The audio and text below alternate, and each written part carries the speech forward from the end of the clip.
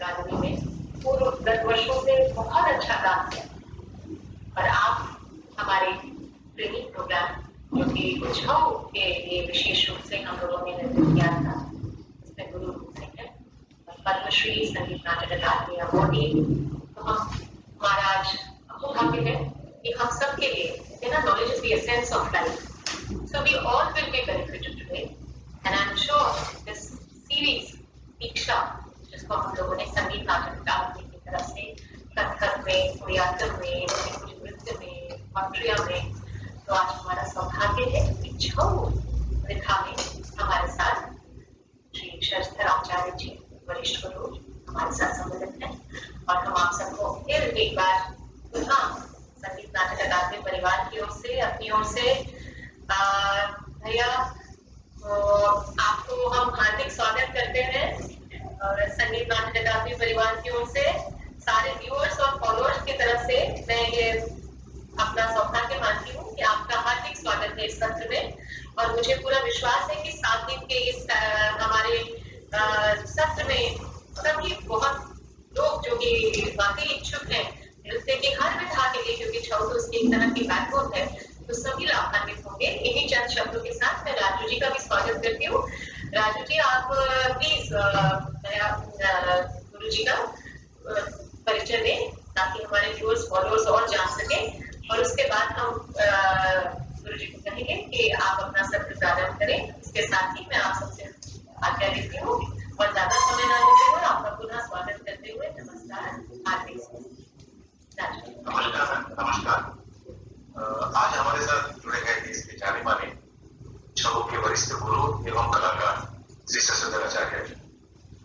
शशधर आचार्य जी का जन्म 1960 में हुआ, एक पारंपरिक परिवार और आप इस परिवार की 5वीं पीढ़ी है, 5वीं पीढ़ी के कलाकार हैं जो इस कला को आगे बढ़ाने के लिए तैयार है। आपने छऊ के प्रशिक्षण अपने पिता श्री लिंगराज आचार्य जी से, उसके बाद आपने नटशेखर पटनायक जी, श्री सुधेंद्र नारायण जी, विक्रम कुंभकर जी तथा केदारनाथ साहू जी से भी आपने शिक्षा प्राप्त किया। आपने श्री आलोक निरंजन बिश्नोई जी से मयूरभंज साहब छऊ के शिक्षा प्राप्त किया और श्री सूर्यमुखी के साथ आपने मूलवादन की शिक्षा ग्रहण किया। आप 1990 से 93 तक जो झारखंड सरकार के छऊ केंद्र है सरायकेला में, आप वहाँ निर्देशक के रूप में कार्यरत थे। उसके बाद आप देश विदेशों में अनेक जगहों में अपने अपना कार्यशाला, संगोष्ठी और अपने प्रस्तुति प्रदान किए। आप national school of drama, NSD, FTI Pune और भारतीय नाट्य विद्यालय जैसे संस्था में आप लगातार जाते रहते हैं और वहाँ के बच्चों को, वहाँ के स्टूडेंट्स को आप बॉडी मूवमेंट के बारे में शिक्षा प्रदान करते आ रहे हैं। आप संगीत अकादमी के द्वारा संचालित जो ट्रेनिंग प्रोसेस है वहाँ भी आप गुरु के रूप में कार्यरत है। आपको अनेक सम्मान से सम्मानित किया गया, अनेकों पुरस्कार से आप सम्मानित हुए, जिसमें संगीत अकादमी ने आपको 2004 वर्ष में छऊ के कंट्रीब्यूशन के लिए आपको संगीत अकादमी पुरस्कार से सम्मानित किया। उसके साथ भारत सरकार ने आपको 2020 में पद्मश्री सम्मान से आपको सम्मानित किया। आज हमारे लिए गर्व का विषय है कि आज श्री शशधर आचार्य जी हमारे साथ जुड़े हैं और 5 दिवसीय जो श्रृंखला है, दीक्षा श्रृंखला, जो आज से शुरू होगा और संडे तक चलेगा 28 तक।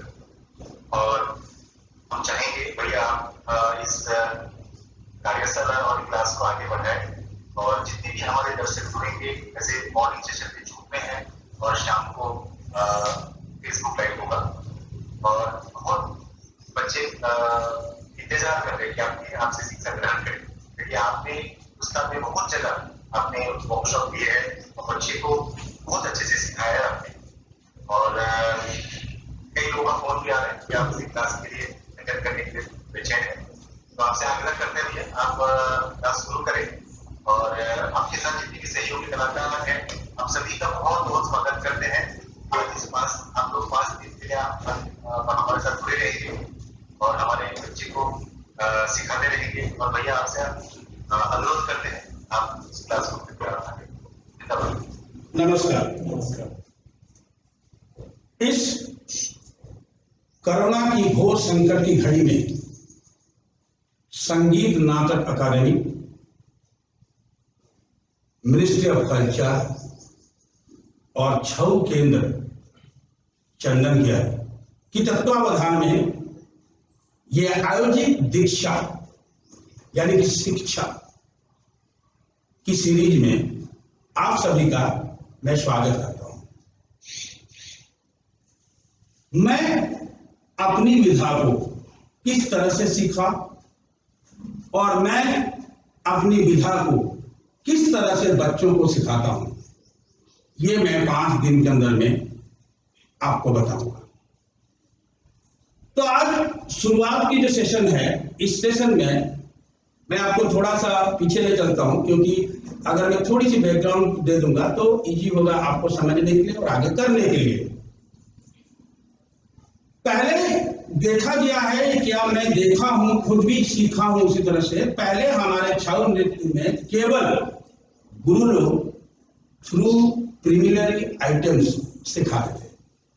छोटी छोटी आइटम थी। जब आप सीखने के लिए जाते थे, जब चैत्र पर्व आता था तो उससे पहले जब जिसका इंटरेस्ट होता था वो चला जाता था और गुरुजी से बोलते थे, गुरुजी मैं छऊ सीखूंगा। तो गुरुजी ने ठीक है, ये जितने बच्चे हैं ये जो कर रहे हैं तुम देख के इसके साथ करो, और वो प्रीलिमिनरी आइटम्स था।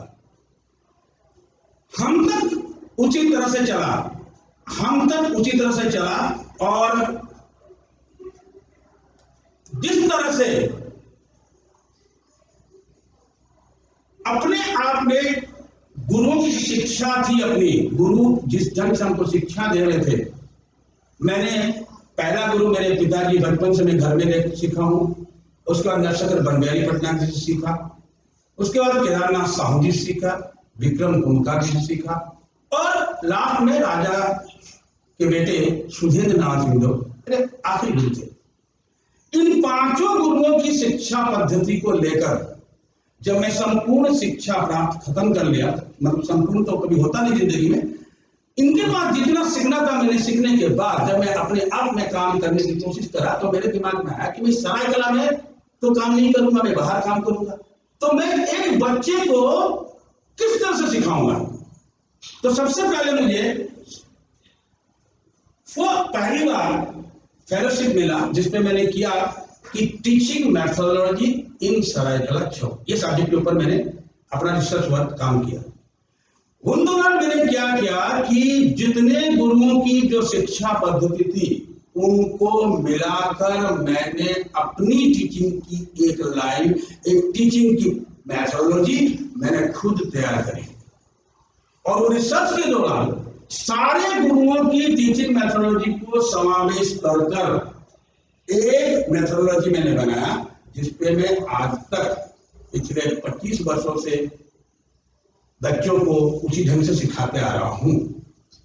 सबसे पहले मैंने उस टीचिंग मेथोडोलॉजी को अपने शरीर पर डाला, खुद महसूस किया किस तरह से करूंगा, कैसा होगा।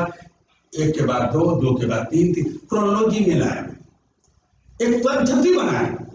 तो क्या होता था कि जब हम गुरुओं के पास सीखते थे तो आइटम्स को छूट से करते थे, लेकिन जब मैं केदारनाथ साहू जी के पास सीखने के लिए गया इसके बाद, तो केदारनाथ साहू गुरु जी ने मुझे सबसे पहले चंद्रभागा का सूर्य सिखाया। मुझे समझ में अभी भी नहीं आया कि मैं ठीक है, मैं इतने दिन सीखा हूं, मैं टेक्निक क्या सीखा हूं क्या नहीं। उन्होंने कुछ नहीं पूछा, उन्होंने कहा तुम लंबे चौड़े हो, तुम्हारा बॉडी सही है, तुम सूर्य का काम करो। मैंने उसको पूरा और मैं डांस सीख गया, सूर्य का चंद्रभागा सीख गया। उन दौरान मैंने केदारनाथ साहू जी के शिक्षा पद्धति में मैंने देखा कि गुरु जी कभी कभी फरीखंडा की बात करते थे। तो जब फरीखंडा की बात करते थे तो फरीखंडा के जो गुरु जी थे हमारे यहाँ, वो थे विक्रम कुमकार, जिनको संगीत नाटक अकादमी का अवार्ड मिला था। और उनसे मैंने 1 साल अपने घर में रखकर उस गुरु जी को फरीखंडा की सारी चीजों को सीखा। उसके बाद मैंने यह सोचा और मैंने देखा कि जब मैंने क्रोनोलॉजी लगाया तो सबसे पहले मैंने देखा कि सबसे पहले एक स्टूडेंट को सिखाने के लिए सबसे पहले मुझे उसका शरीर पर ध्यान देना है। शरीर पर अगर मैं ध्यान नहीं दूंगा तो आंगिक शुद्धि नहीं होगा, बॉडी ओपन नहीं होगा, उसको अच्छा बैलेंस नहीं मिलेगा, उसका इनर स्ट्रेंथ नहीं बढ़ेगा।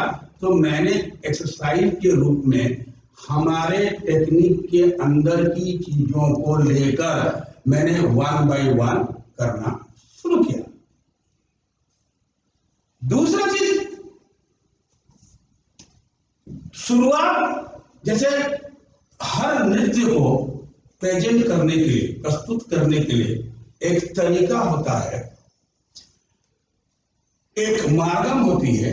तो उस मार्गम को भी बनाने की मैंने कोशिश करी और मैंने सबसे पहले शुरुआत में, जैसे हमारे यहाँ प्रैक्टिस करने से पहले, प्रोग्राम करने से पहले भगवान की आराधना की जाती है और आराधना के बाद हम डांस करते हैं, उसी तरह हमारे यहाँ ऑलरेडी ट्रेडिशनल में जात्रा घट नाम की चीज थी। उस जात्रा घट को हम शुरुआत में बजाना शुरू करते थे, मंगलाचरण हो गया। तो लीजिए, सबसे पहले जात्रा घट यानी कि शुरुआत करने से पहले भगवान के और प्रार्थना कर हाथ जोड़कर डांसर खड़े होते हैं, म्यूजिक बजती है और उस म्यूजिक में रिदम बजती है, हम सब हाथ जोड़कर नमन करते हैं। जात्रा घट।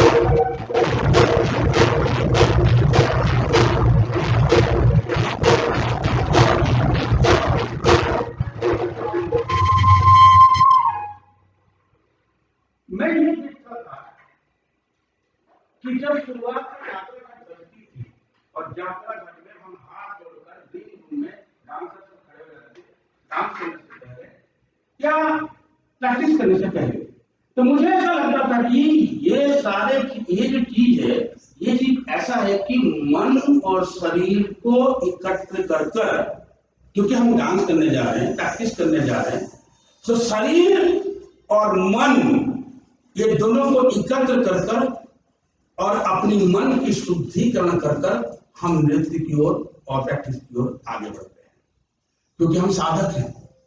म्यूजिक, डांस, ये सब साधना करनी पड़ती है। साधक बन के साधना करने से पहले अपने को शुद्ध करना पड़ता है, तब जाके कहीं सिद्धि की प्राप्ति होती है। तो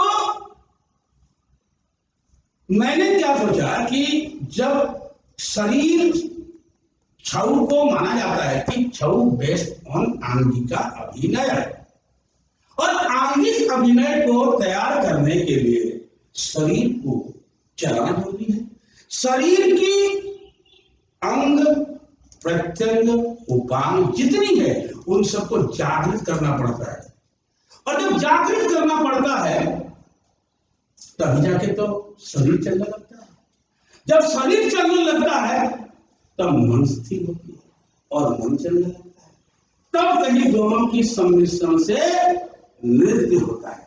तो मेरा मानना है कि ये डांस जो है, ये मन और शरीर इन दोनों की सम्मिश्रण में, ये दोनों के बीच में एक खेल है, जिस खेल को अगर इंसान समझ जाए या बच्चे समझ जाए तो उनके लिए डांस इजी हो जाता है। तो मैं स्टार्ट करता हूं। एक्सरसाइज किस तरह से होता है, किस तरह से अलग अलग एक्सरसाइज में अलग अलग शरीर की अलग अलग अंगों को खुली जाती है, और जिसे हम मिट्टी पर अखाड़ा बोलते हैं, उसको हम मिट्टी पर नाचते थे, उस मिट्टी पर इसको कराई जाती है ताकि पैरों की ग्रिप, पैरों को पकड़ने की ताकत मिले हमको, और शरीर भी खुले, स्टेमिना भी बढ़े, और फ्लेक्सिबिलिटी हो और बैलेंस हो। तो सबसे पहले नमस्कार, और नमस्कार में सबसे पहले मैं बता रहा हूं कि ये है धरान की पोजीशन,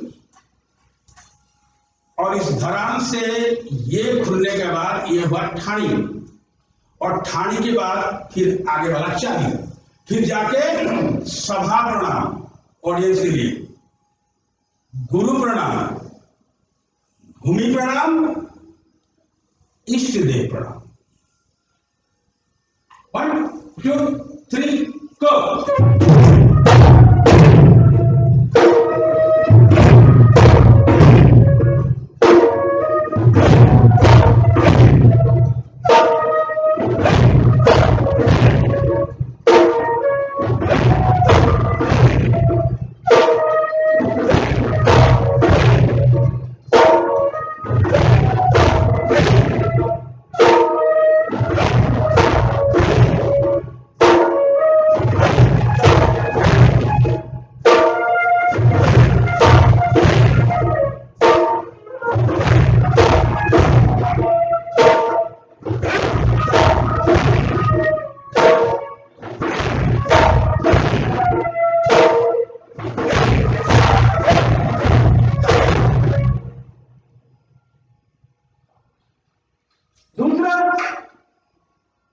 ये तो हुआ नमस्कार,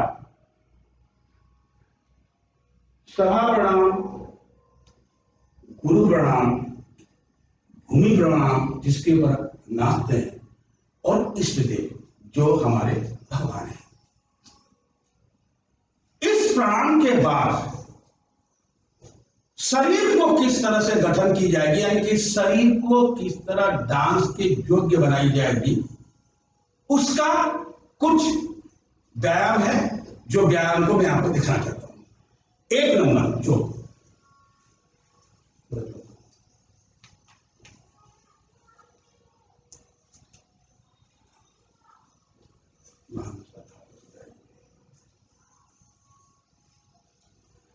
इस चौक में इस तरह से बैठने से ये मांसपेशी, ये आंकलेट और ये मांसपेशी ये स्ट्रांग होती है। क्योंकि अगर हम ऐसे बैठेंगे तो कितने देर तक हम बैठ सकते, क्योंकि डांस में आपको छऊ सीधी डांस नहीं है, हमेशा नीचे है, आधे पर। आप डांस में भी जाकर देखेंगे, टेक्निक में भी यही है। तो इस तरह से हम कम से कम, अभी हम 4 बार दिखाएंगे, इसको 4 बार डबल करेंगे, 8 बार सिंगल करना पड़ता है और 8 बार डबल करना पड़ता है। जितना प्रैक्टिस करेंगे उतना आपका पैर मजबूत होता जाएगा। रेडी? 1 2 3 गो।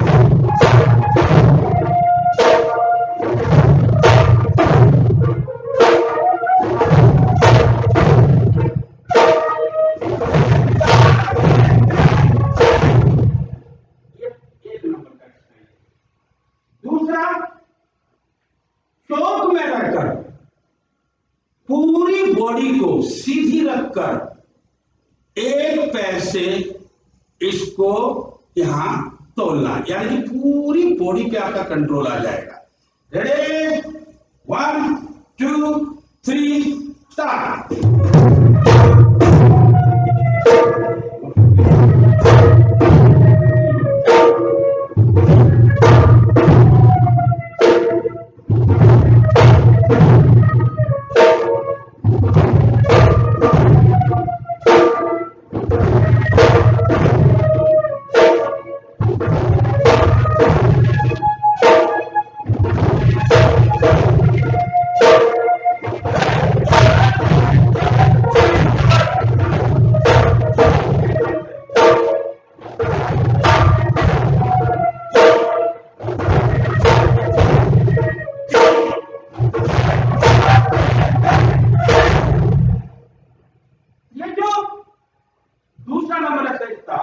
इसको 8 बार स्लो और 8 बार फास्ट करना पड़ेगा, 16 हो जाएगा।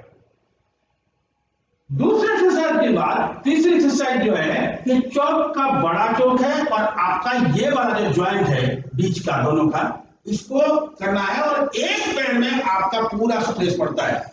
ये जितनी एक्सरसाइज मैं अभी बता रहा हूं बैलेंस तक, पूरी कमर से लेकर नीचे तक की जितनी मसल्स है वो मसल्स खुलेगी और स्ट्रेंथ, उसमें ताकत मिलेगी।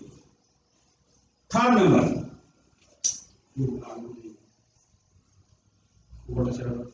सीधा करो, सीधा सीधा सीधा सीधा सीधा, एक बार सीधा करो और घुलो पर भी एक बार सीधा करो। रेडी 1 2 3 गो।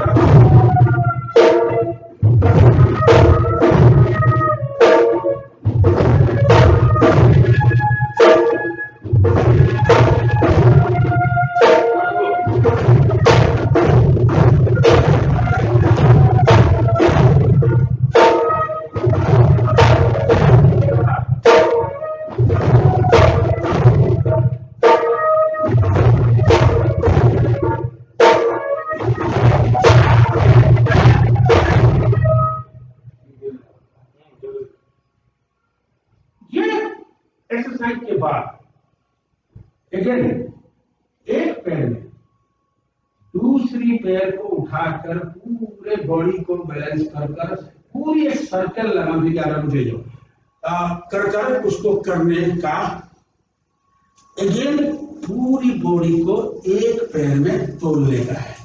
इस पे मन और शरीर अगर एकत्र नहीं है तो ये बैलेंस मिलना बहुत कठिन है। तो मन और शरीर को इकट्ठे कर इस बैलेंस को करते हैं। रेडी 1 2 3 गो।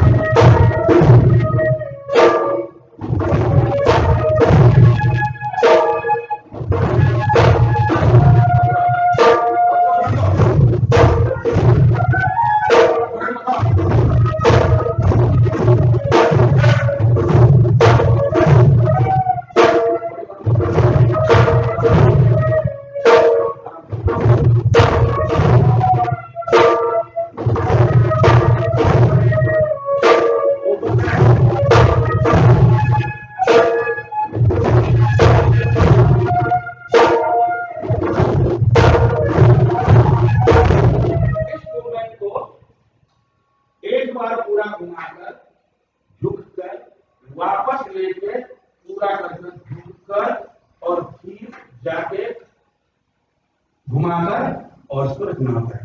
बार बार जितना आप करेंगे, हर बार जब करेंगे तभी जाके शरीर और मन और ये एक कंट्रोल, और जब शरीर और मन कंट्रोल हो जाएगा तो ऑटोमेटिक आपको ये मूवमेंट, और आप देखते जाइए कि हर बॉडी का हर पार्ट के लिए एक एक मूवमेंट है। अब स्टेमिना को बढ़ाने के लिए हमारे टेक्निक में उफली में दो चीज थी, एक था बड़ा दुमका, एक था बाग दुमका। पीछे वाला पैर हिप में टच होगा उसको कहते हैं बड़ा दुमका, और आगे वाला पैर चेस्ट में टच होगा उसको कहते हैं बाग दुमका। रेडी, अभी मेरे को देना 1 2 हाथ बोलो 1 2 3 गो।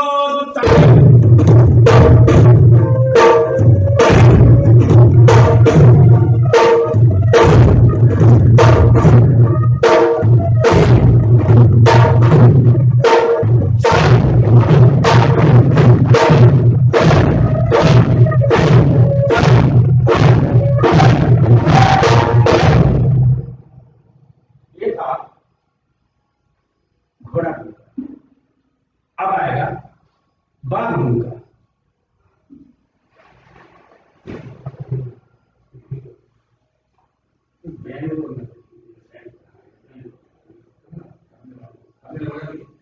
One two three go.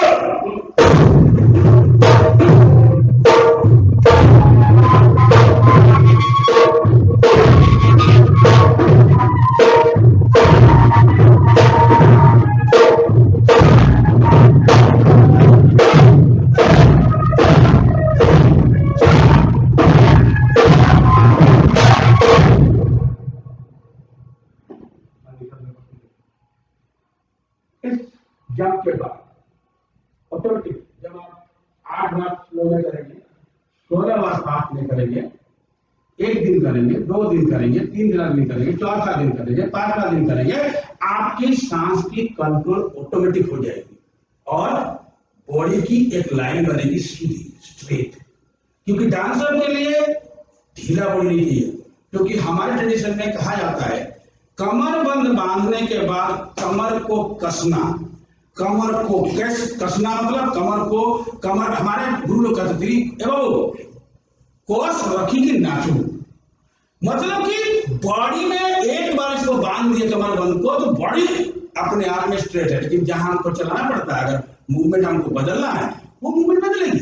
लेकिन बॉडी में या कमर में कोस रखी कि नाचवा या कोस रखना मतलब एक सीधा बना। डांसर हमेशा अपना चेस्ट को फ्रंट में रख के नाचता है। हाँ, वो अलग चीज है कि कभी हमको डांस करने में अंदर करना होता है तो वो एक अलग चीज है, लेकिन हमेशा हमारा चेस्ट आगे रहेगा। इसके बाद हमारे ही टेक्निक में से हमने एक उसको कहते हैं हम लोग बाघ रापड़ा यानी टाइगर स्क्रेच। जब बाघ टाइगर जो स्क्रेचिंग करता है उसके पैर को लेके और इस ज्वाइंट को खोलने का काम किया है। कैसे? रेडी 1 2 3 गो।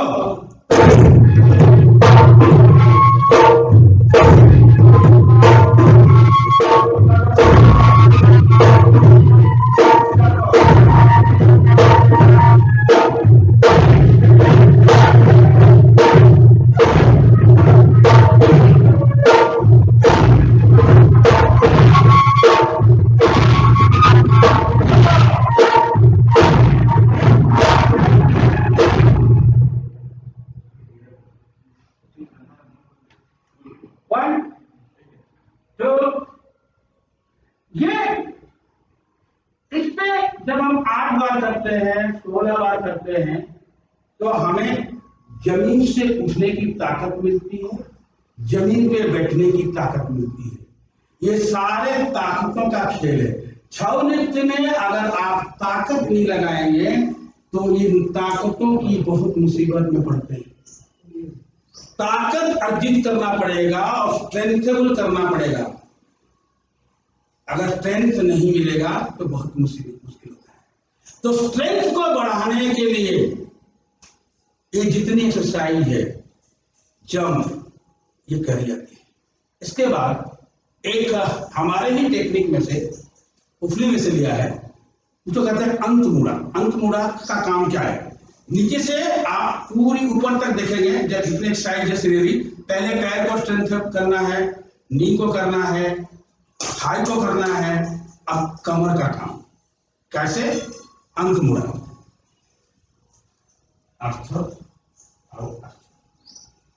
बड़ा खींचने खोलते हैं। 1 2 3 गो।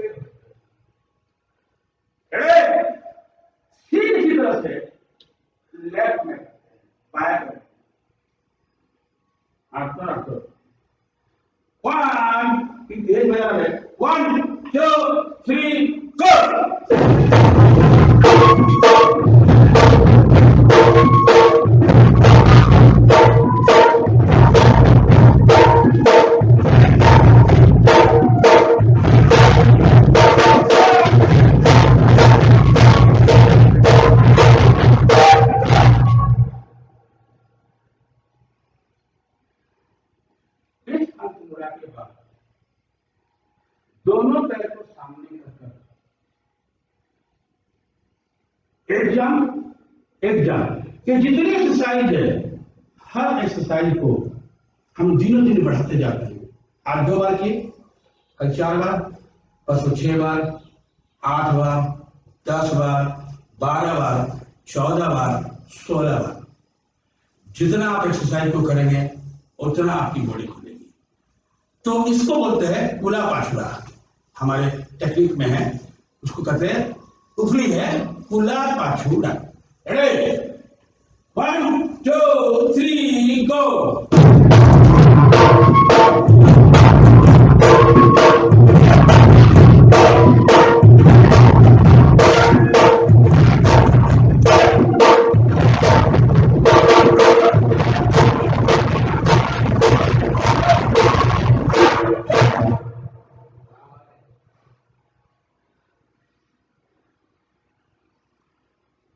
इतनी परिश्रम के बाद, इतने शरीर के कमर के काम तक, अब मैं आता हूं आपको कि किस तरह ये शोल्डर चेस्ट, शोल्डर की क्या काम है, चेस्ट का क्या काम है।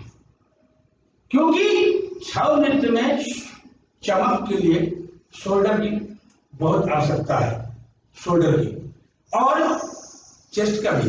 क्योंकि चेस्ट भी जो हम साइड टू साइड ले जाते हैं, है ना, फ्रंट बैक करते हैं, क्योंकि हमको ये पोर्शन का भी शॉर्टनेस चाहिए, शोल्डर का शॉर्टनेस चाहिए। क्योंकि मूवमेंट हमारी करने के लिए पूरी शोल्डर रहती है। देखिए ये शोल्डर का काम है, ये लेके यहां तक है। तो इन चीजों को करने के लिए शरीर के, अगर शोल्डर की ज्वाइंट को हम ग्रीसिंग नहीं करेंगे, नहीं खोलेंगे, तो मूवमेंट नहीं निकलेगी। शोल्डर की ग्रीसिंग करना बहुत जरूरी है, जंग लग जाते हैं। इसलिए कहते हैं ना कि 10 दिन अगर हम डांस नहीं करते हैं तो हमें ऐसा लगता है कि हमारा माइंड और बॉडी दोनों ब्लॉक हो गया है, और ब्लॉक होने के बाद डांस करना बहुत मुश्किल है। आजकल क्या हो रहा है कि आजकल के लोग उस तरह से प्रैक्टिस नहीं करते हैं जिस तरह से प्रैक्टिस करना चाहिए, क्योंकि उनको इजी होने मिल गया है ये चीजें। मुझे लगता है कि प्रैक्टिस अगर साधक बन के कोई नृत्य नहीं करता है तो उसे डांस नहीं करना चाहिए, छोड़ देना चाहिए। या तो ठीक से करो या छोड़ दो, दूसरा कुछ करो। तो डांस के लिए आपको अपने शरीर को तो तैयार रखना पड़ेगा ना। अगर आप फिजिकली फिट होंगे तो कोरोना भी नहीं आएगा। फिजिकली आपको फिट होना चाहिए। अगर आपका इनर स्ट्रेंथ मजबूत है, आप हर चीज को कर सकते हो। तो डांस मत करो, लेकिन अपने शरीर को तो ठीक रखो पहले। तो लीजिए, इसके बाद चेस्ट का और शोल्डर का काम, जने मुंह शायद थोड़ा जने जाने का।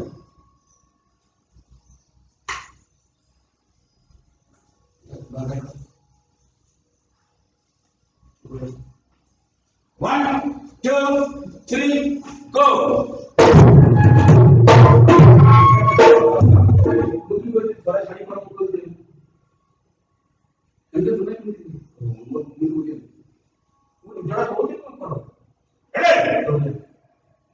One, 2, 3, go!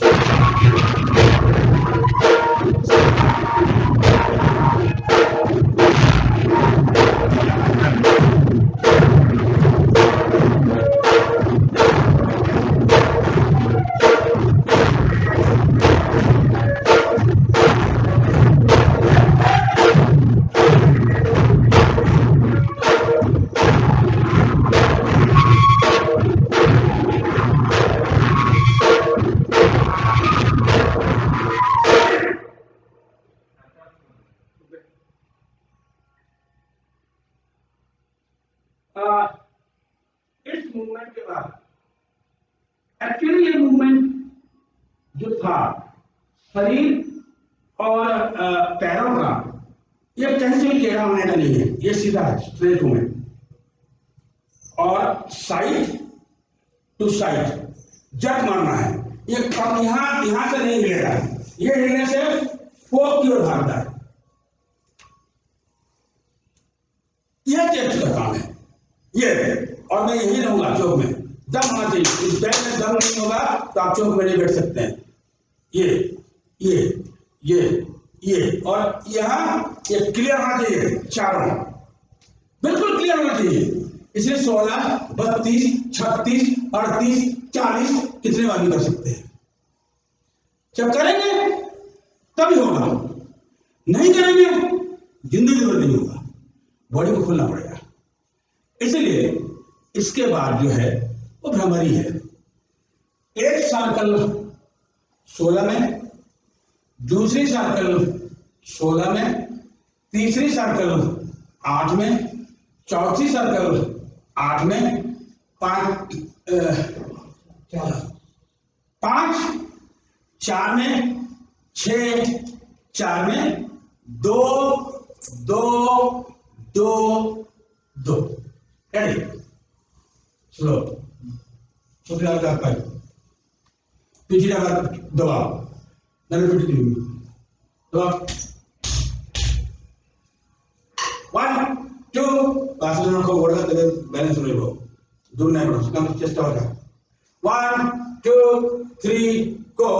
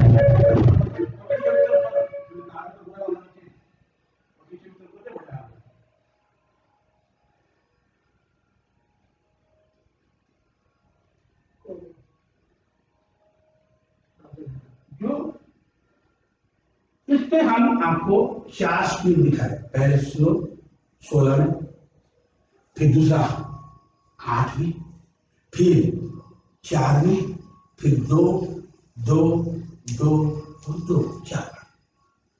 इसको बार बार करने से आपकी पूरी बॉडी फ्लेक्सिबल हो जाएगी, पूरी ज्वाइंट बॉडी की खुल जाएगी। और ये जितनी अभी हम एक्सरसाइज आपको दिखा रहे हैं, सारे शोल्डर से लेकर कमर तक, क्योंकि हमने नीचे का दिखा चुके हैं, यहां से यहां तक दिखा रहे हैं।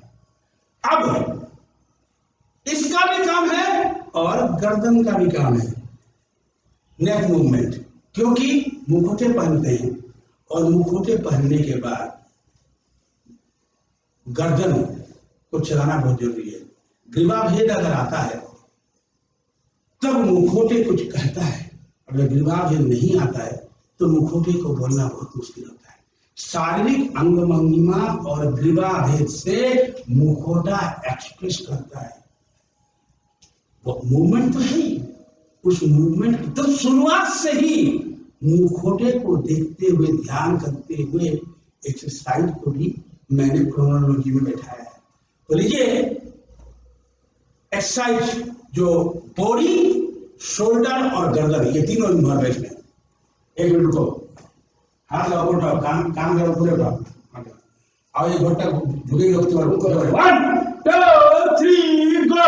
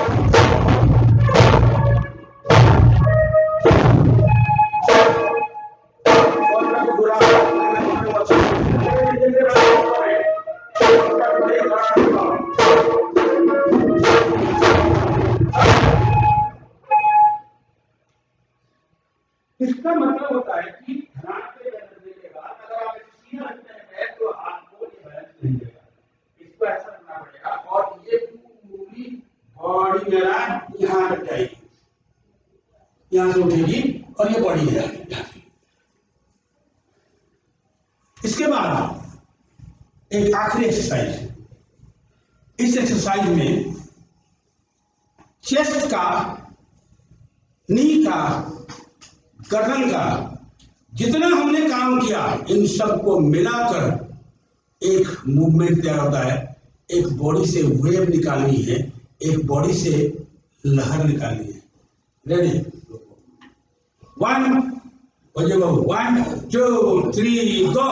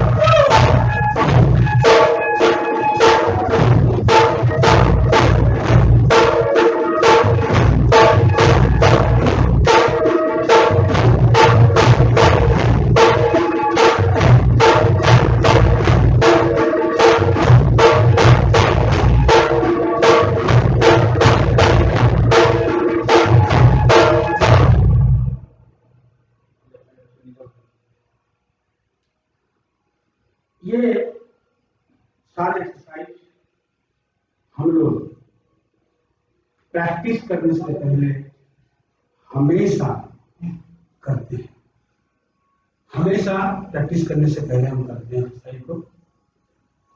और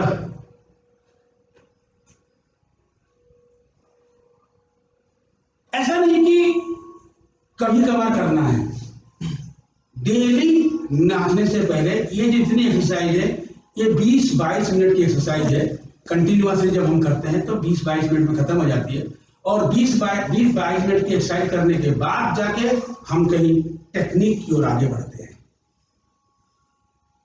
टेक्निक की ओर आगे बढ़ते हैं। और मैं सोचता हूं कि दोनों जो मतलब कि एक्सरसाइज और हमारे गुरुओं ने जिस तरह से प्रिलिमिनरी आइटम्स के थ्रू से सिखाते थे, क्योंकि केवल टेक्निक कराने से डांसर को जो लड़का सीखने आता है उसको इतना देर बांध के रखना इंटरेस्टली बहुत असंभव है। इसीलिए हमारे गुरुओं की पुरानी प्रथा को नए रूप में जागृत करने के लिए मैंने हर बच्चे को शुरुआत में प्रिलिमिनरी आइटम्स की शुरुआत करने की कोशिश करें। उसको इंटरेस्ट लगने लगा, डेली इतना एक्सरसाइज करेगा, उसके बाद एक छोटा सा प्रिलिमिनरी आइटम्स करेगा तो उसको भी खुशी लगेगा कि हाँ मैंने सीखा। तो प्रिलिमिनरी आइटम्स में बहुत सारे हैं, मैं अभी केवल 2 आइटम्स के ऊपर ज्यादा ध्यान दूंगा। एक तो निताय गौर और दूसरा मदन गोपाल हर विष्णु। निताय गौर और हर विष्णु ये एक कैरेक्टर है, एक कैरेक्टर है। एक कैरेक्टर जो है उस कैरेक्टर को लेकर ये नृत्य है, ये शुद्ध नृत्य है, इसमें कोई स्टोरी लाइन नहीं है। क्योंकि केवल आंगिक अभिनय से शुद्ध नृत्य करने के लिए जितनी एक्सरसाइज हम कर रहे थे उन एक्सरसाइज के हिसाब से शरीर किस तरह से आपकी फ्री हुई नहीं हुई वो इन आइटमों से पता चलता है, इन आइटमों से पता चलता है। तो इसका जो रिदम है, पहले हम रिदम सुनते हैं और रिदम को पहले डांसर को सुनाते हैं, क्योंकि रिदम सबसे पहले डांसर को रिदम सीखना चाहिए, डांस नहीं सीखना चाहिए, रिदम सीखना चाहिए। जब रिदम पहुंचेगा बॉडी में ऑटोमेटिक आपकी बॉडी चलेगा। तो क्या बजता है इसमें? 1 2 3 गो।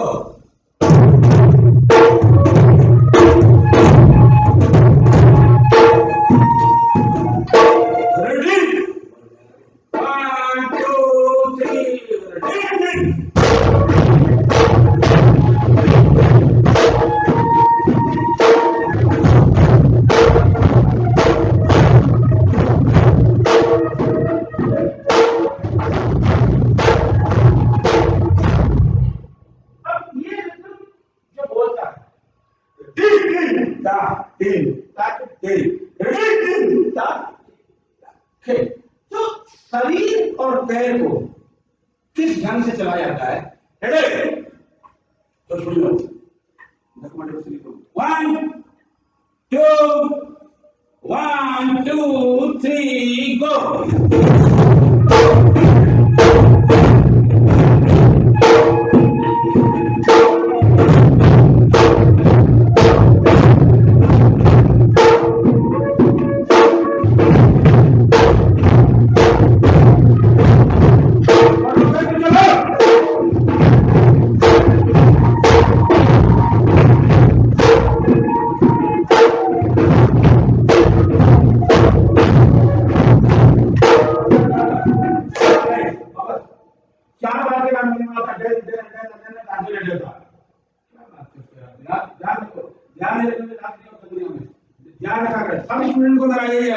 चाहे बजाने वाला हो चाहे आप डांसर हो, आप याद कीजिए, आप अपना मूवमेंट बदलिए और ये लोग नहीं बदलेंगे तो इनकी तरफ करो।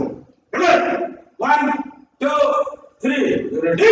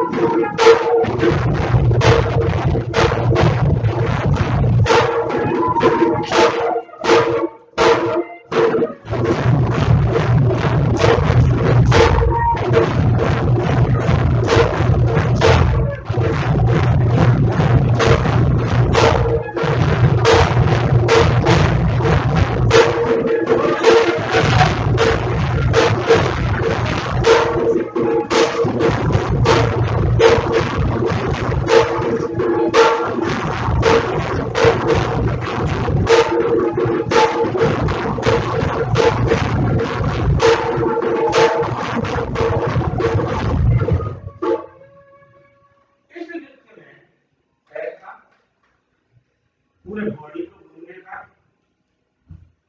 शरीर का चलने का, शरीर का चलने का ढंग, ये सारा चीज इस व्यक्ति में इन्वॉल्व है। इसमें कोई स्टोरी नहीं है, लेकिन बगैर स्टोरी का भी अपने अपने ढंग से शरीर को किस तरह से चलाई जाती है, क्या कैसे करते हैं, इन चीजों को ध्यान में रखना पड़ता है। इससे पूरे ग्रुप में 10 लोग, 15 लोग, 20 लोग, जितने बच्चे नए आते हैं सीखने के लिए गुरु जी के पास, वो गुरु लोग उनको बोलते हैं चलो जी निताय गौर करो, चलो जी मदन गोपाल करो, चलो जी ये करो। किस तरह से चलता था। और मुझे ऐसा लगता है कहीं ना कहीं ये गलत नहीं था, ये ठीक था। हालांकि हम ये जितनी मूवमेंट है ये सब टेक्निक में हम सीखते हैं। अब आगे मैं बताते जाऊंगा धीरे धीरे, टेक्निक में सीखते हैं, लेकिन डांस में भी टेक्निक का ही तो समावेश है ना। तो जब डांस में टेक्निक का समावेश है तो टेक्निक अगर मैं पहले सिखा दूं तो डांस करने में मुझे इजी होता है। इसीलिए मैंने अपनी टीचिंग मेथोडोलॉजी में मैंने पहले एक्सरसाइज करा, उसके बाद टेक्निक करा, और साथ साथ प्रिलिमिनरी आइटम्स को करने की कोशिश करी और अच्छी हुई। बच्चों को खुश भी लगा, बच्चों को अच्छा लगा कि मैं डांस भी सीख रहा हूं और साथ साथ में उनको टेक्निक सिखाते रहा हूं। अब एक और नृत्य है हर विष्णु। इसमें भी कोई कहानी नहीं है, इसमें पैरों का खेल है, शरीर का खेल है, और किस तरह का है, और छोटा जंप है। मतलब टेक्निक की बहुत सारी चीजें इन्वॉल्व है।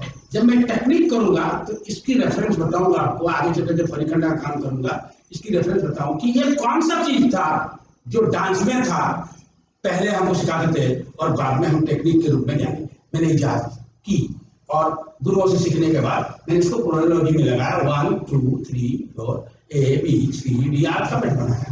और उस अल्फाबेट को अगर आप सीख लेते हैं तो सेंटेंस लिख ले, कोई तकलीफ नहीं होता, नृत्य करने के लिए कोई तकलीफ नहीं होगी। तो अल्फाबेट को क्रोनोलॉजी लगाना कष्टकर था। मैंने शरीर में पहले अपने शरीर में उसको निभाया, अपने शरीर में उसको डालने की कोशिश करी, और अपने शरीर में डालने के बाद फिर मैं दूसरे की शरीर यानी कि मेरे स्टूडेंट के शरीर में ट्रांसमिट करने के लिए, ट्रांसफर करने के लिए अपने बॉडी को मैंने कोशिश करी, और मुझे लगा ये ठीक है, अच्छी, और मुझे दिखने लगा उसका फल और उसका सौंदर्यता मुझे दिखने लगा। क्योंकि शारीरिक गठन एक्सरसाइज के थ्रू से आंगिक अभिनय करने के लिए सबसे पहला काम है शरीर को डांस के योग्य बनाना, शरीर को मूवमेंट की योग्य बनाना। तो जितनी चीजें मैं करा रहा हूं ये सारे शरीर को डांस के योग्य बनाने के लिए मैं बता रहा हूं। तो शुरुआत करते हैं हर विष्णु। हमारे टेक्निक में आगे चलकर उफली, चलो चाली, उफली, खेल, ये सब है। उसी उफली में से, उसी चाली में से, उसी गति में से कुछ गतियां, चाली, पद चढ़ना, उफली, खेल, ये सब इन नृत्यों के अंदर समावेश किया हुआ है। और इन नृत्यों के अंदर समावेश करने से बच्चे वो सीख जाते थे लेकिन नाम नहीं जानते थे। तो मैंने पहले नामकरण कर उसका नामकरण था, पहले से उसका नाम बोलकर फिर किया। जैसे ये लोग जो निकलेंगे पैर में, खड़ा हो,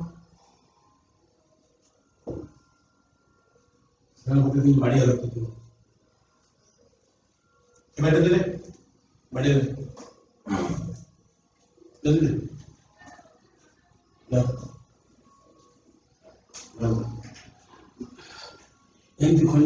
सीधा रेडी, देखिए इनको पहले हो जाने 1 2 सीधा करो,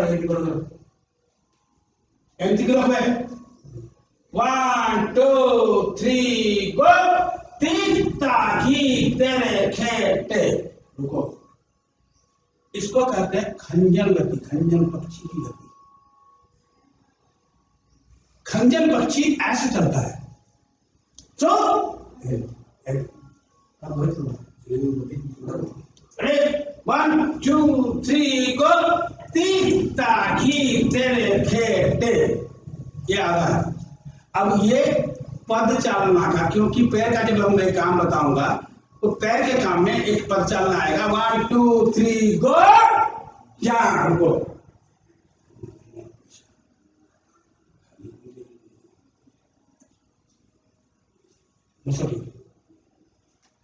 जा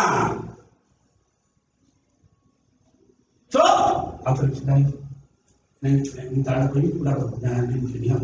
तेता घी तेरे खेते, जा तेरे केरे।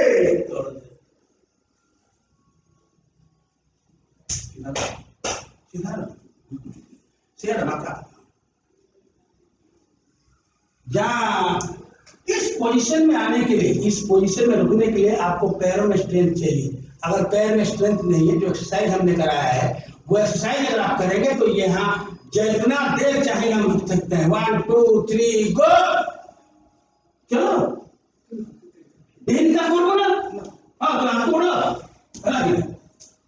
चलो 1 2 पूरा करो। 1 2 3 गो। तीता घी तेरे खेते, जा दिन कीड़ी आ दिन ताक, जा दिन कीड़ी।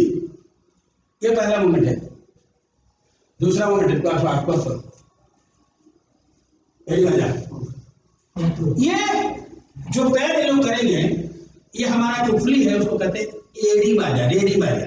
रेडी 1 की बोले खड़ा देखो, एक दिलो सामना लो, भारती नहीं तो पूछे सात, चलो सात गोधा 1 2 3 गो। ताक दागिन दे ताक दागिन, ताक दागिन दे ताक दागिन। ये तो ठीक है, ये बोला बात है। अरे देखो ताक एरी जाओ, ठीक करो, घुरे तो आगे बोलना हो। 1 2 एंट्री कोड नहीं चला, एम की तरह रुको। 1 2 3 गो। ताक दागिन दे ताक दागिन, ताक दागिन दे ताक दागिन। ओके, तीसरा मूवमेंट है एक दा देता डेन दा देता दा देता डेन दा। एक 2 3 4 5 6 अगला 1 2 3 गो। दा देता दे सतेज ए यार देखिए बोल देता 1 2 रुको ना, छोड़ो रुको तो रुको जा। 1 2 3 गो। दा देता देता देता दा देता देता। ए रुको, खाली क्या मतलब आगे 1 2। एक एक मूवमेंट को बार बार करके तलगु जाकर लो, खड़ा कीजिए। 1 2 3 गो। देता देता देता देता देता देता।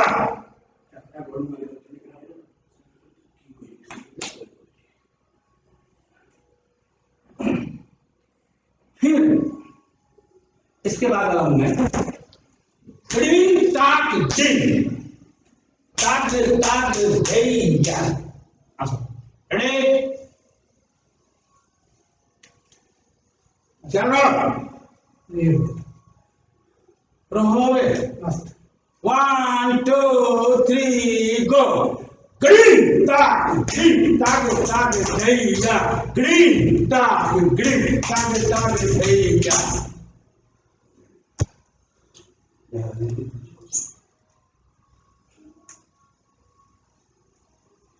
ग्रीन ताक ग्रीन ताग ताग धैया ग्रीन ताग ग्रीन ताग ताग धैया।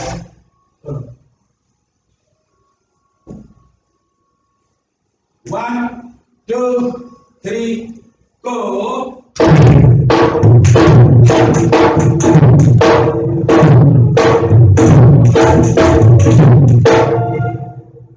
ये 3-4 मूवमेंट इसका मेन है। अब ये 3-4 मूवमेंट को साथ में जोड़कर 3 स्पीड में हम करते हैं। पहला ती तागी तेरे खेते चार ती के, ये 3 बार करने के बाद ताक तागी सुनो है ना।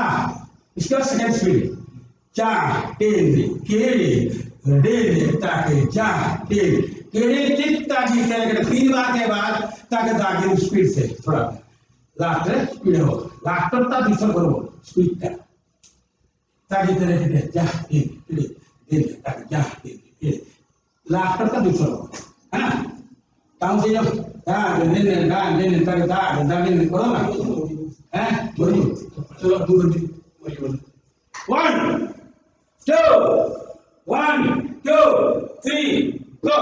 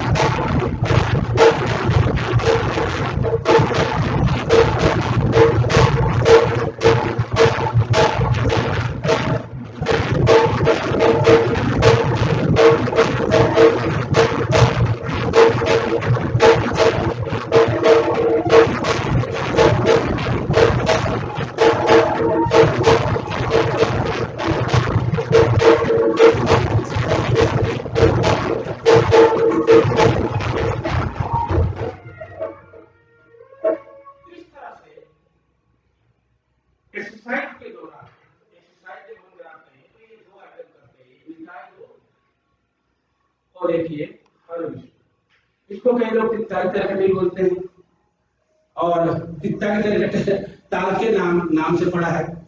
ताल के नाम से पढ़ने के बाद मुझे ऐसा भी होता है कि जब हमारा शरीर एक्सरसाइज के शुरू से खुल जाती है और शरीर खुलने के बाद जब हम काम करते हैं तो हमें इजी लगता है। इजी ढंग से मैं कर पाता हूँ।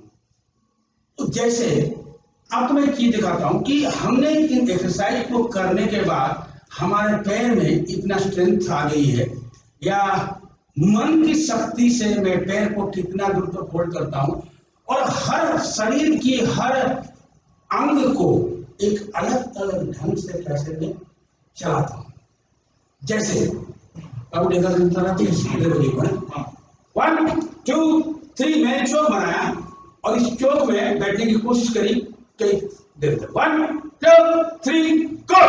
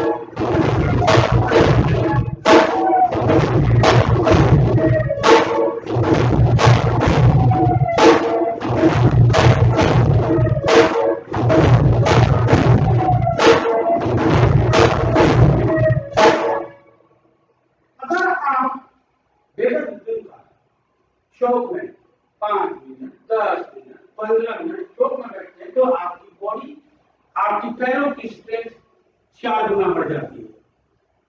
और इसमें सांस का भी है, क्योंकि सांस को उठाना रिलीज करना, धीरे धीरे सांस को उठाना रिलीज करना, जैसे पैरों की बैलेंस में अब बढ़ जाए। 1 2 3 गो।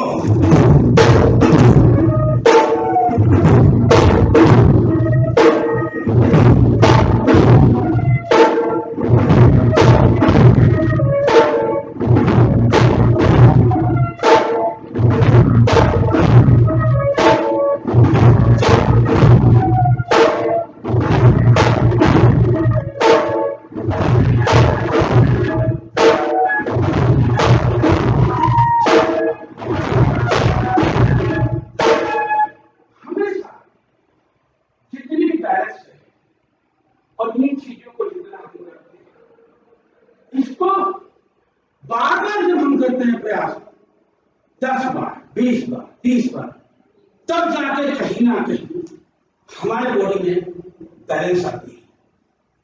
तो मुझे ऐसा लगा कि जब मैंने टीचिंग मेथोडोलॉजी पर रिसर्च किया, और रिसर्च के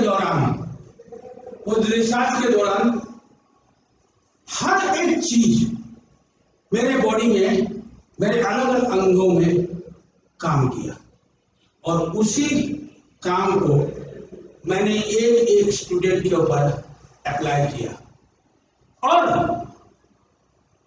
उस ढंग से काम किया जबकि धीरे धीरे शरीर और मन एकत्र होने लगा, और मेरे अंदर की ऊर्जा मेरे मन तक जाके, मेरा मन तक जाके उस मन को और शरीर को एकत्र कर कर मैंने एक एक मूवमेंट को बारीकी से देखा। किस मूवमेंट में घुटने की काम है, किस मूवमेंट में कमर की काम है, किस मूवमेंट में चेस्ट की काम है, किस मूवमेंट में शोल्डर की काम है, किस मूवमेंट में गर्दन की काम है, और उसके साथ पूरी शारीरिक व्यायामों की चक्र को धीरे धीरे अप्लाई करते हुए उस बच्चे को, जिसको सिखाता हूं मैं, एक एक चीज धीरे धीरे धीरे। देखिए, सबसे पहली बात है कि डांस 2 दिन की चीज नहीं है, या 2 बार की चीज नहीं है। डांस को मैंने बोला कि साधक बन के साधना करना होता है। तो साधक जो होता है वो एक बार नहीं करता है, वो बार बार करता है। और उस बार बार में उससे मन शरीर सब संतुष्ट होता है। मैं आपको एक चीज दिखाना चाहता हूं कि जब मन और शरीर गर्म हो जाती है एक्सरसाइज करने के बाद, और एक्सरसाइज करने के बाद जब गर्म हो जाती है तो कितना अच्छा बैलेंस बनता है। सतीश बहुत सही balance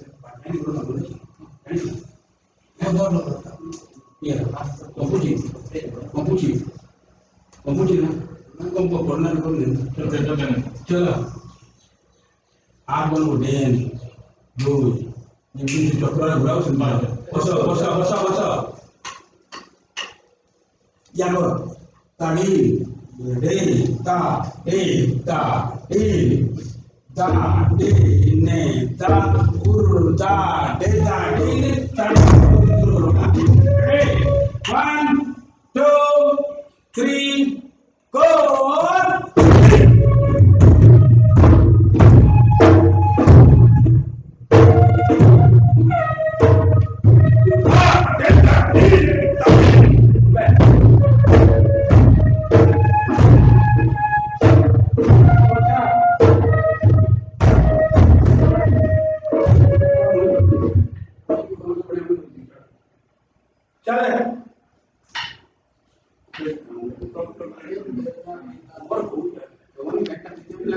One, two, three, go!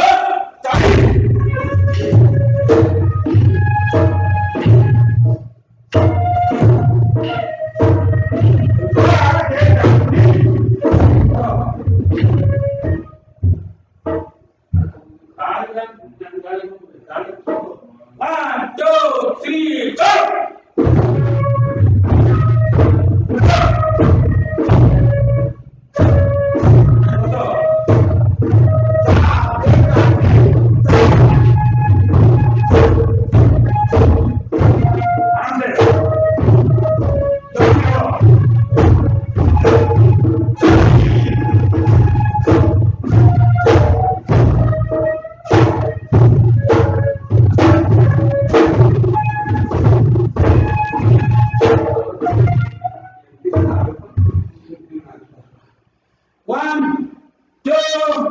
One, two, three, go!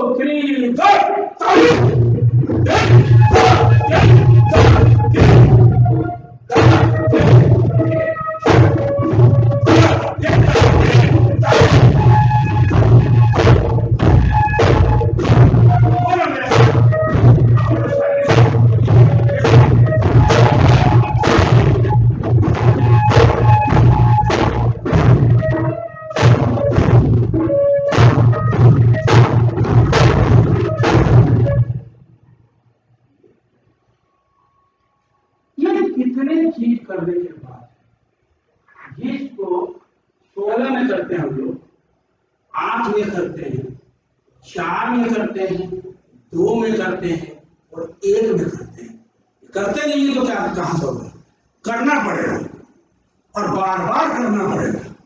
जब तक बार बार नहीं करेंगे तब तक ये नहीं होगा। साधक बनना पड़ेगा। ये साध्य सोचे हैं, साधक बनना होता है। डांस को साधना पड़ता है और साधने के लिए परिश्रम करना पड़ता है। परिश्रम स्टूडेंट को करना बहुत जरूरी है।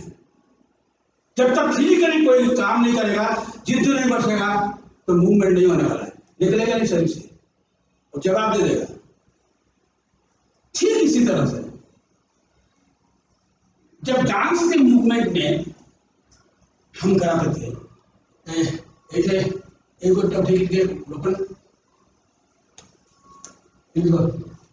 बैलेंस करो, उठा होल्ड करो, एक बांध गोटा उठा मोटे चलना करना चाहिए। मिला का मिलना इस मिला का तो इसी पंडित दिया था भाई, अवार्ड देते हैं सलाह सही आना पड़ा तो मना को करने की अवार्ड दूंगी। 1 होल्ड करो, होल्ड करते कोई जमीन दूसरी तरफ होल्ड करो,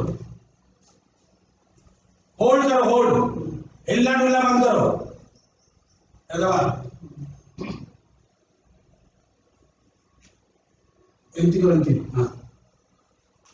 ये जो पूरी बॉडी है एक पैर में तोलने का ये एक्सरसाइज बताती है हमें कि किस ढंग से शरीर को तोली जाएगी। रुको रुको तिट्टा तिट्टा करके खड़ा करो, खड़ा है पंजा रखा पंजा घुटना ना मुड़ पंजा घुटना ना मुड़ इंती की मुड़ एमती को उठा हाँ एमती को रखा एमती को अगला दिन ऐसा होती है सामने को एका सामने को एका कैसे रहो उठा हथियार बताओ होल्ड करो ये जो बैंड है ये बैंड हमको एक्सरसाइज देगी। एक्सरसाइज ये बैंड करने का तरीका बताता है क्योंकि हमारे पैर में स्ट्रेंथ होता है सही करने से। फिर आगे चलो देखो से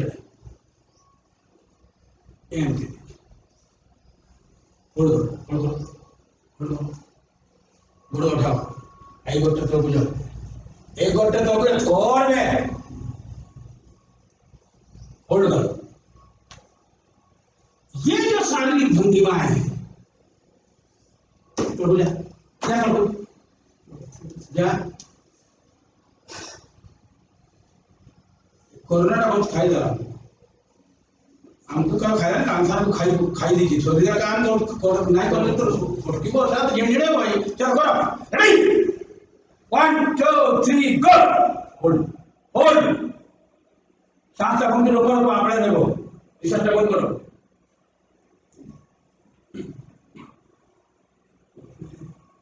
आरो करो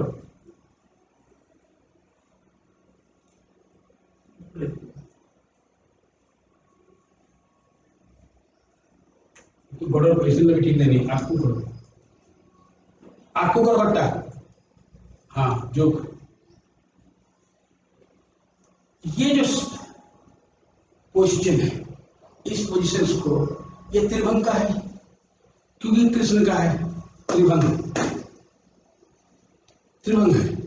तो इस त्रिभंग में आने के लिए आपको ये वाला पैर मजबूत चाहिए इसका मजबूती नहीं इस पर रहता है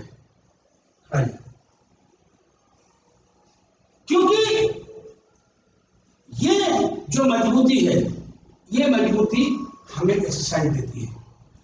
इसीलिए मेरे शिक्षा पद्धति में जो मैंने गुरुओं से लिया और गुरुओं से लेकर उनकी चीजों को समझकर उनकी चीजों को ABCD इसके रफ्तार पर रखकर एक के बाद दो के बाद तीन के बाद चार के बाद 5 इन चीजों को मैंने क्रोनोलॉजी में बैठाया। पहले खुद तैयार किया अपने आप को और फिर मेरे शरीर में जब बैठ गया तो मैंने बच्चों को सिखाना शुरू किया और बच्चों को सिखाते हुए देखता हूं तो मुझे ऐसा लगता है कि डांस के जोग की बॉडी को बनाने के लिए जितनी एक्सरसाइज और भी एक्सरसाइजेज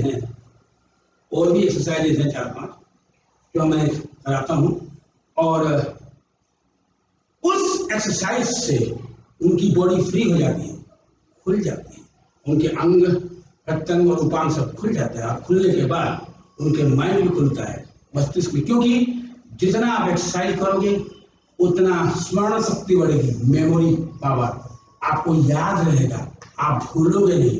जैसे आजकल इलेक्ट्रॉनिक्स की दुनिया आगे बढ़ी है विज्ञान आगे बढ़ी है तो ऑनलाइन एडिटिंग करना पड़ता है।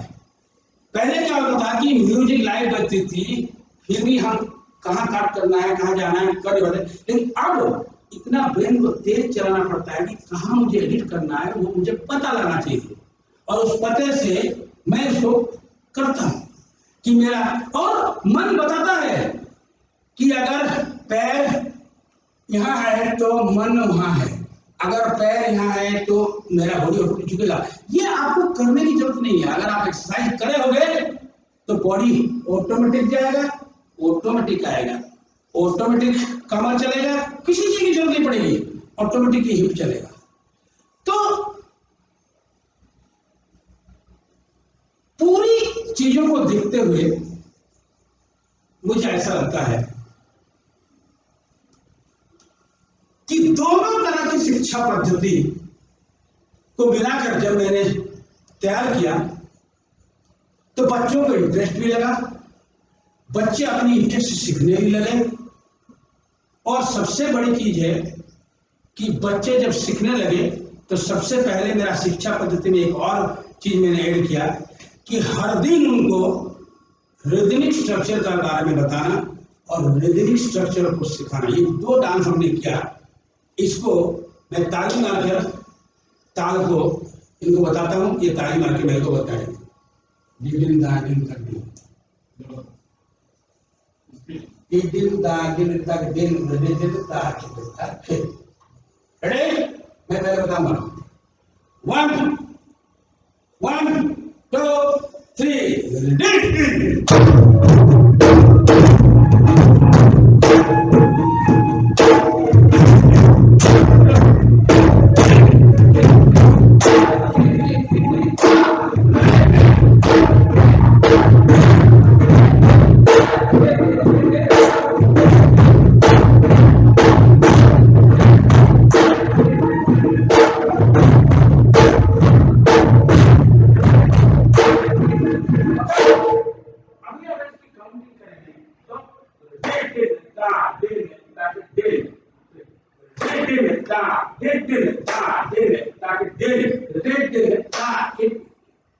1 2 एक ताली 1 2 3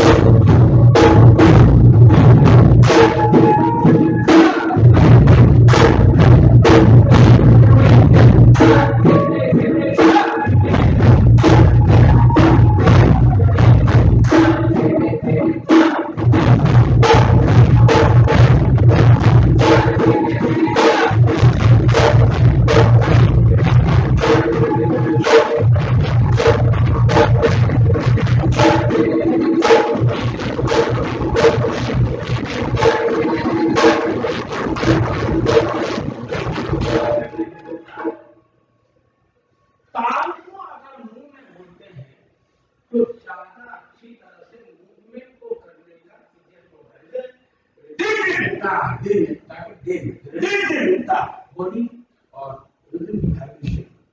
दोनों मिलती है और माइंड इंस्ट्रक्ट करता है कि भैया तुम्हें झुकना है और ये पैर को रखना है, तुम्हें झुकना है भैया और ये पैर को रखना है। तो ये जो संबंध है ये मैं बच्चों को अच्छी तरह समझाता हूँ कि रिदम और बॉडी की जो वाइब्रेशन है, रिदम की जो वाइब्रेशन है और बॉडी से जो आपका वाइब्रेशन निकल रहा है, उन दोनों की समावेश दोनों को मिलना चाहिए। देखो 1 आपकी आपको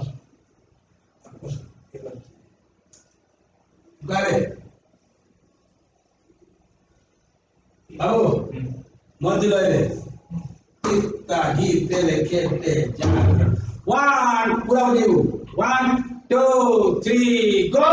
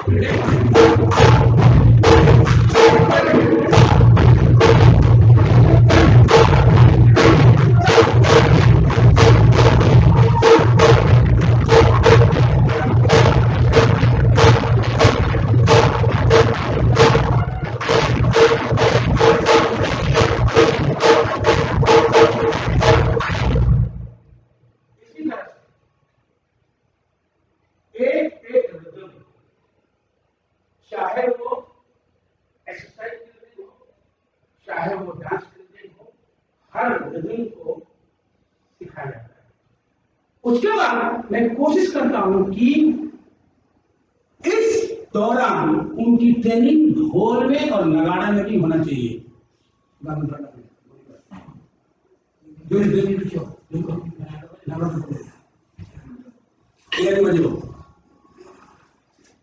जो इन्होंने ताल मुंह पे बोला, उस ताल को इनको मैं बजाने के लिए सिखाता हूं ताकि और अंदर तक ये चला जाएगा। कोई जरूरी नहीं है कि सभी लोग ढोल बजाएं और सभी लोग नगाड़ा बजाएं। अगर कोई ढोल बजाता है तो नगाड़ा बजाता है, उसको भी ढोल का बाणी याद होता है, और नगाड़ा ढोल वादक को भी नगाड़ा की बाणी याद आता है। नहीं कौन बोलना नहीं कोई सेटा वन टू थ्री।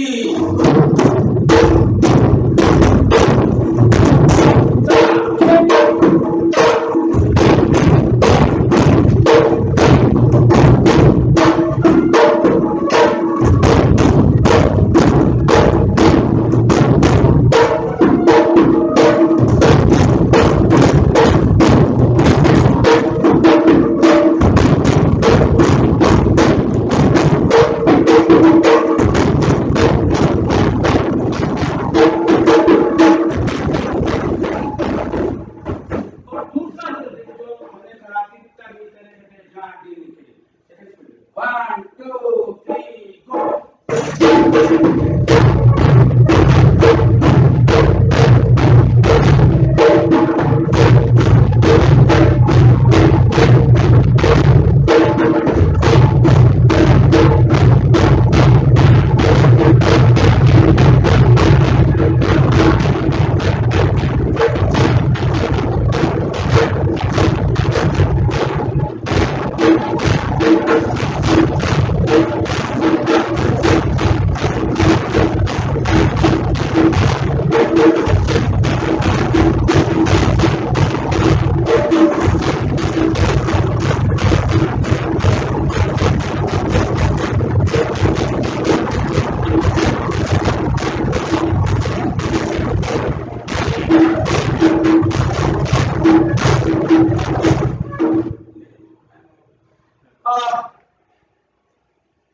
इस तरह पहला सेशन आज का शुरुआत का सेशन था।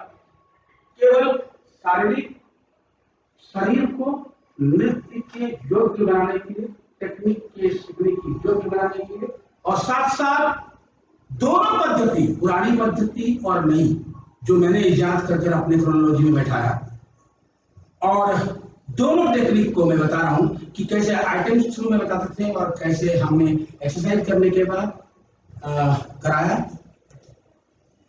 दूसरे सेशन की शुरुआत हम करेंगे कि छऊ नृत्य की अपनी टेक्निक क्या है, छऊ नृत्य की अपनी टेक्निक और उसकी प्रकारता अलग अलग प्रकार के किन किन चीजों पे निर्भर करता है और क्या क्या है।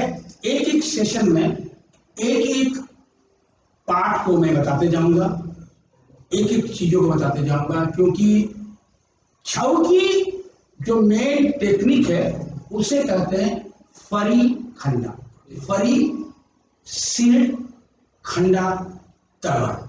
आगे दूसरे सेशन में मैं आपको बताऊंगा कि फरी खंडा किसे कहते हैं और फरी खंडा कितने प्रकार के होते हैं, उसमें किन किन चीजों की समावेश है और किन किन ढंग से हम उसको दिखाते हैं। मेरे साथ जो मेरे शिष्य के रूप में काम कर रहे हैं सुकांत कुमार आचार्य, जो यहाँ के सरायकला छऊ की प्रोजेक्ट सेंटर का सीनियर टीचर है, सतीश कुमार मोदक, जो हमारे इस केंद्र का नगाड़ा वादक है, डांसर है, नगाड़ा वादक है, बिस्मिल्लाह खां वाड़ी है। और पटनमुखी ट्रेडिशन में तीसरी चौथी पीढ़ी का हमारे यहाँ ढोल वादक है। रंजीत कुमार आचार्य मेरे छोटा भाई है, सुकांत मेरा दूसरा भाई है, रंजीत कुमार आचार्य मेरा छोटा भाई है जो नगाड़ा बजाता है। और इस तरह का ये आगे स्कॉलरशिप होल्डर है, बांसुरी पर छाऊ का स्कॉलरशिप होल्डर है, शेखर। ये अपने पिता सुधांशु शेखर पानी से सीखता है।